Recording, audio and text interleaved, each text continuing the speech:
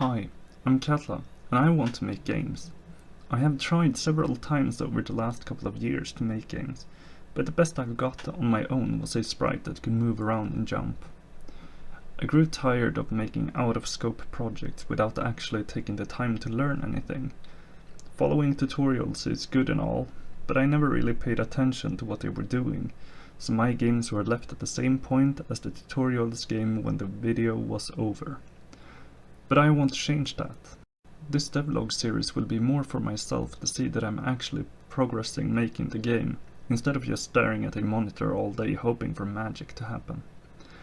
My idea is to make a 2D platformer with some shooter elements that I will explain more in detail when we get there. So, I began by creating a 2D Unity project, and was immediately overwhelmed. I started remembering the feeling of failure from my last couple of attempts, but I quickly shook that off and got started. I added a capsule that will represent the player for now. Not knowing what I want the game to look like made me feel a bit insecure about making art this early on.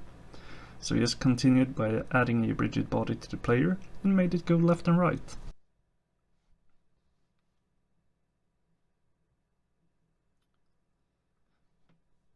Not very exciting, but it's a start. I added some squares for the ground, but put some colliders on, and now the player can actually walk around. Then I got to work on jumping and tried to just add a force to the player, and yeah. I got jumping working and made a small playground for myself where I could jump around, and the player got a new look too. The movement is far from done, and I will put a lot more work into it in the future, but for now, this works. I added a coyote timer which allows the player to jump a small amount of time after leaving a platform. Quality of life? Yes, but I like the freedom of it. After that, I made the camera follow the player, making this a decent base for a platformer game.